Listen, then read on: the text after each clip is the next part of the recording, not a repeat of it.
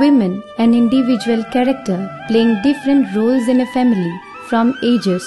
have always been looked down as someone who only takes care of the household chores. But the changing time highlights the fact that the role of women is not limited only to the four walls of the family. Women empowerment is the most discussed and primary focused topic in India. It is an issue which is widely discussed and talked about. Guwahati Refinery's CSR initiatives has been doing its best in transforming lives and empowering women in different parts of Assam.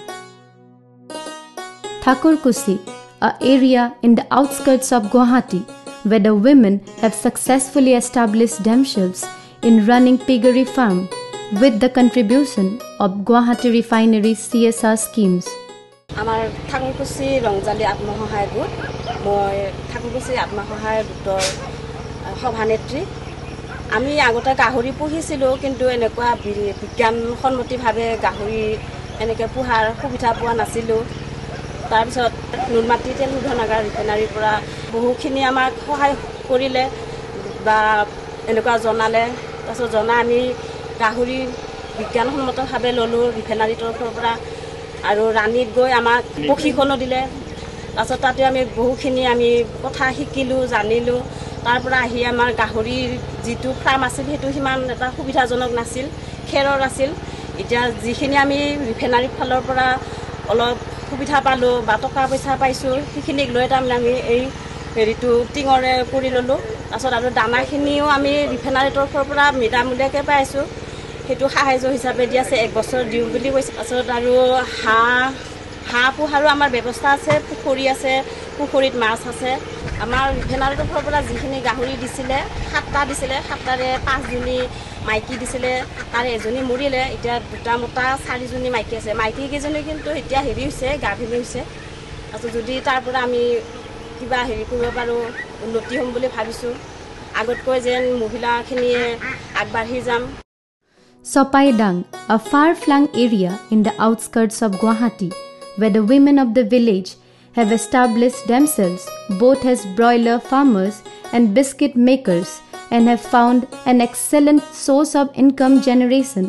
with the help of Guwahati Refinery. Let us have a look. আমাৰ এইটো মহামায়া আত্মসহায়ক গোটৰ পৰা আমি refinery আমাক সহায় দিছিলে তাৰপিছত আমি সেই সহায় পাই আমি ইয়া বইলাৰ পালিছো তাৰপিছত আমি বইলাৰখিনি বিক্ৰী কৰি আমাৰ এইটো 4 নম্বৰ বেচ হয় তাৰপিছত আমি বইলাৰখিনি বিক্ৰী কৰি কয়লাৰো আনিছো আগৰ চামটো বিক্ৰী কৰি আমি পিছৰ চামটো আকৌ লৈ আহিছো ৰিফাইনাৰীৰ পৰা দিছে আমাক দানা দিলে পোৱালি দিলে আকৌ অলপ পইচাও দিছিলে আমাক তাৰপিছত আমি ঘৰ বনালো তাৰপিছত ঘৰ বনাই আমি এতিয়া অলপ উন্নতি হৈছো আৰু আশা ৰাখিছো ৰিফাইনাৰী যেন আমাক আগলৈকেও অলপ সহায় কৰে ইয়াকে আমি আশা কৰিছো নমস্কাৰ মোৰ নাম শ্ৰী টিমনি গুৰু মই মিলিজুলি বেকাৰীৰ পৰা কৈছো বেকাৰী ট্ৰেইনিংটো পাই আমি আমাৰ খুবেই ভাল হৈছে আমি আগতে নাজানিছিলো যে বিস্কুট কেনেকৈ বনায় তেনেকৈ আগবাঢ়ি যাব পৰা নাছিলোঁ গুৱাহাটী ৰিফাইনাৰীৰ যি সহায় কৰাৰ পিছত আমি বহুতখিনি শিকিলোঁ বিস্কুট বনাব শিকিলোঁ অলপ ভৱিষ্যতে আগবাঢ়ি যাবলৈ শিকিলোঁ মেচিনকেইটা পাই আমি যথেষ্ট আগবাঢ়িব পাৰিছোঁ বিস্কুট বিক্ৰী আমি এতিয়া নিজে বনাই আমি বিক্ৰী কৰি আছোঁ এতিয়া